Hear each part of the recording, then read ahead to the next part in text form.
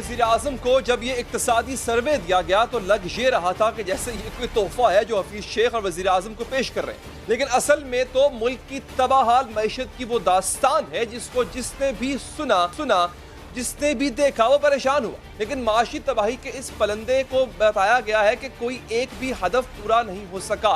पूरे मुल्क के हर शोबे की तरक्की की रफ्तार उल्टी सिमत में है। एक भी ऐसा इंडिकेटर नहीं है नाज़रीन जिसमें बेहतरी आई हो। जीडीपी मनफी से भी नीचे चला गया है। ज़राअत और सनत के अहदाफ भी खसारे में है और खिदमात का तो पूरा शोबा ही मनफी जा चुका है। सर्विसेज सेक्टर की बात कर रहा हूँ। आज पेश की जाने वाली इक्तिसादी सर्वे रिपोर्ट में हुकूमत माशी नाकामियां खुलकर सामने आई। पीटीआई हुकूमत दूसरे साल भी ज्यादातर माशी हदफ हासिल करने में नाकाम रही है और कोई भी माशी हदफ हासिल नहीं हो सका है। लेकिन मुशीर खजाना हफीज शेख अपनी पूरी प्रेस कॉन्फ्रेंस में बार बार यही तासुर देते रहे कि हुकूमत तो बहुत तरक्की कर रही थी, हर शोबे की सिमत दुरुस्त थी, दूध की नहरें बह रही थी, हमने तो मुल्क को तरक्की की राह पर डाल दिया था, लेकिन कोरोना ने आकर सब कुछ बिगाड़ दिया। कोरोना वायरस आया और उसने पूरी दुनिया को अपनी लपेट में ले लिया। पाकिस्तान की जो जीडीपी है उसका अंदाजा एक लगाया गया कि इसकी वजह से कोई 3000 अरब से ज्यादा उसको नुकसान पहुंचा। जो हमारा ओवरऑल जीडीपी का ग्रोथ है जो साल मुकम्मल हो रहा है उसका एस्टिमेट 0.4% है। हफीज शेख ने बताया कि एफबीआर का टैक्स वसूली का हदफ ज्यादा रखा गया था और हम पुरएतमाद थे कि टैक्स वसूली 4700 अरब रुपए तक करेंगे, मगर कोरोना ने नहीं करने दिया। एफबीआर की जो टैक्स कलेक्शन थी, जो हम समझ रहे थे कि तकरीबन उसी रफ्तार पे अगर चलती रहेगी तो 4700 अरब तक पहुंच सकती थी, वो अब 3900 तक बमुश्किल पहुंच रही है। तो ये भी आप समझें कि कोई 750-800 अरब रुपए का नुकसान हुआ एफबीआर को उसकी टैक्स कलेक्शन में। नाज़रीन, हुकूमत को सिर्फ टैक्स इकट्ठा करने में ही नाकामी नहीं हुई, बल्कि अगर इक्तिसादी सर्वे रिपोर्ट पर नजर दौड़ाएं तो पता चलता है कि हुकूमत एक भी बड़ा माशी हदफ पूरा नहीं कर सकी। ज़राई शोबे की तरक्की 3.5% के मुकर्ररा हदफ के मुकाबले में 2.6% रही। सनदी शोबे की तरक्की का हदफ 2.3% मुकर्रर किया गया था, जो मनफी 2.6% पर जा चुका है। खिदमात का शोबा सर्विसेज सेक्टर, उसकी तरक्की की शरह 4.8% के हदफ के मुकाबले में माशाअल्लाह से मनफी 0.59 रही। मवासलात के शोबे में भी मनफी तरक्की हुई है और ये शरह मनफी 7.1% है। ये तो है वो हकायक नाज़रीन जो हुकूमत झुटला नहीं सकती, लेकिन हुकूमत उन तमाम नाकामियों की जिम्मेदारी खुद लेने के लिए तैयार नहीं है। अहदाफ में नाकामी की एक वजह कोरोना को ठहराया गया है, ठीक है, और साथ ही कर्जों की अदायगी को भी अपनी नाकामी की आड़ बनाया जा रहा है। पीटीआई की जो गवर्नमेंट है तो उसने जो कर्जे लिए, क्यों लिए? वो इस वजह से लिए ताकि माजी के कर्जों का जो बोझ है उसको वापस किया जा सके, और 5000 अरब रुपए वापस किए गए माजी के कर्जों की मद में। माजी की हुकूमतों ने जो कर्जे लिए उनका तो बार बार जिक्र किया जाता है, लेकिन पीटीआई की हुकूमत ने 2 साल में जो कर्जे लिए उनका जिक्र हमेशा गोल कर दिया जाता है। और आज भी नाज़रीन ये मामला हुआ कि जब एक सहाफ़ी ने मुशीर खजाना से हुकूमत के कर्जों का सवाल किया तो हफीज शेख वाज़ेह जवाब देने की बजाय बात को और उलझा गए।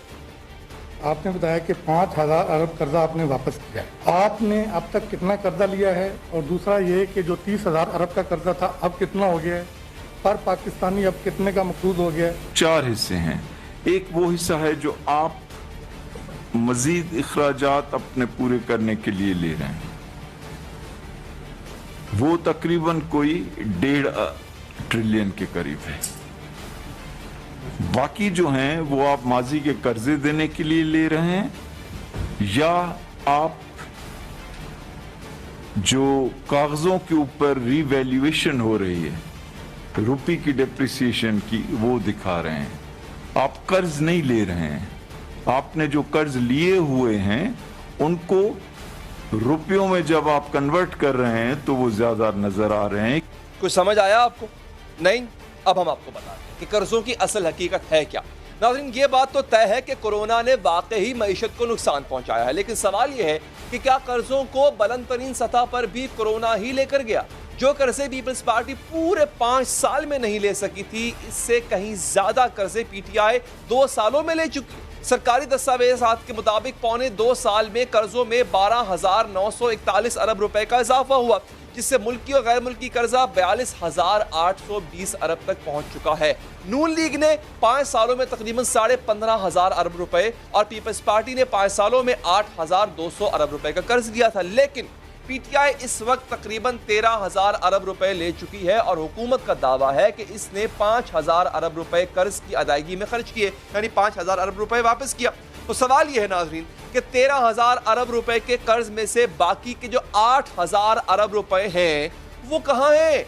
क्योंकि इसके बावजूद तमाम शोबे नीचे से नीचे जा रहे हैं और यकीनन आने वाले बजट पर इसका सख्त नताइज पड़ेंगे, इसका असर होगा।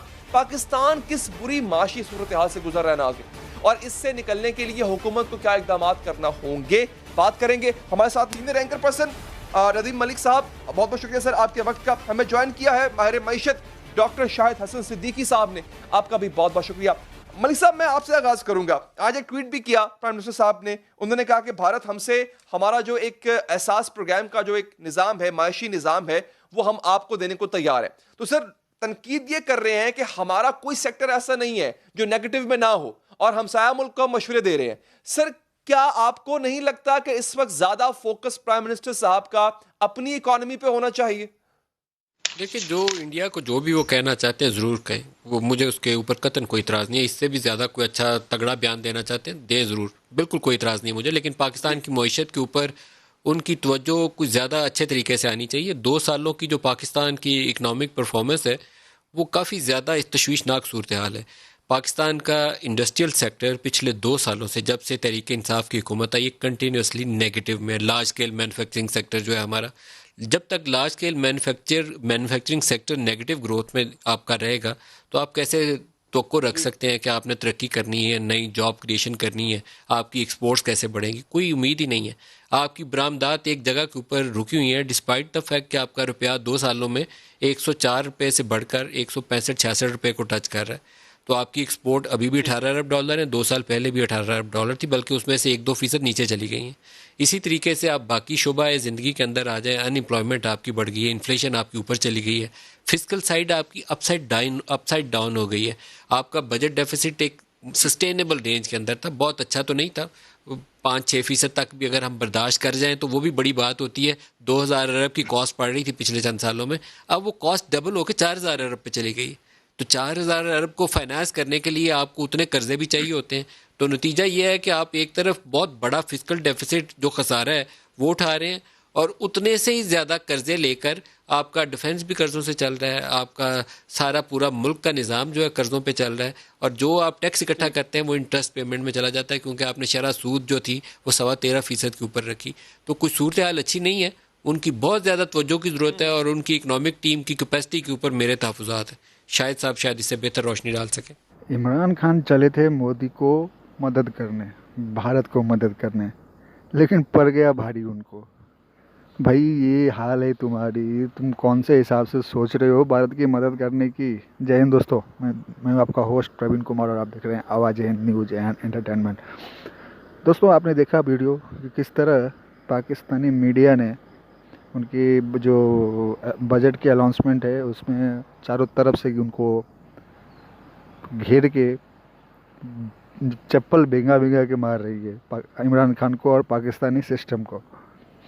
आपको क्या लगता है? इमरान खान ने सुबह ट्वीट किया था कि मोदी को जो है मदद करेंगे, कोविड-19 में बहुत सारे गरीब लोग हैं, उसको इमरान खान की ज़रूरत है, ऐसा कि भारत को पाकिस्तान मदद करेगा पैसों से। वो तो अच्छा हुआ कि मोदी का रिप्लाई नहीं गया उनको कि भाई दे दो मदद। अगर मोदी मदद मांग लेते तो उनका क्या हाल होता? अब कहाँ से क्या पाकिस्तान बिक के भी मोदी की मदद कर पाता? पूरी पाकिस्तान भी अगर बिक जाए तो क्या मोदी का मदद कर पाता, अगर मोदी हाँ उस मदद को बोल देते तो? आपको कैसा लगा वीडियो? और इस सवाल का जवाब मुझे क्या लग रहा है आपको, क्या पाकिस्तान मदद कर सकता है भारत का और मोदी का? अगर मांग ले मोदी उस ऑफ़र को, हाँ बोल दे, तो मुझे कमेंट में लिख के बताएं, और चैनल को सब्सक्राइब अभी कर दें, वीडियो को लाइक करें, दोस्तों में शेयर करें, और अगली वीडियो के लिए इंतज़ार करें। देखते रहें आवाज़ हिंद न्यूज़ एंड एंटरटेनमेंट। और इसका दूसरा पार्ट मैं डाल रहा हूँ, इससे भी आपको मज़ा आएगा उस पार्ट को देखने में। तो चैनल को सब्सक्राइब कर ही लेना दोस्तों, ठीक है। सब्सक्राइब किए रहोगे तो जैसे ही मैं वीडियो डालूँगा आपको उसका नोटिफिकेशन मैसेज आ जाएगा। नीचे लाल रंग में सब्सक्राइब लिखा हुआ है, उसको क्लिक करके ऑल पे क्लिक कर दें। ये फ्री है, कोई चार्ज नहीं है। ख़त्म करते हैं वीडियो। जय हिंद, जय भारत।